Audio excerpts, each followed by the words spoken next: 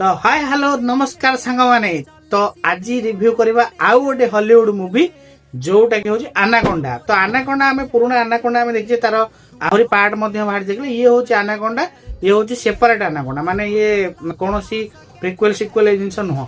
हाँ यार स्टोरी होची या जे एनाकोंडा किछि लोक माने किछि दी जण सांग जाउचंती आ एनाकोंडा सिक्वेल करबा को से माने चाहुचंती। तो तारि पे स्टोरी तापर ताके माने सहित कोन होची एनाकोंडा केमिति से माने ये जो कौन कहते एडवेंचर केमिति होची हॉरर एडवेंचर मूवी अच्छी। हाँ आ कॉमेडी हिंदी डबिंग रे पूरा बढ़िया अच्छी, कॉमेडी पूरा भरपूर अच्छी, आपण माने एंजॉय करिबा। आ ये होची स्टैंड बाय मूवी माने आपण माने यार जनरल पूरा अलगा।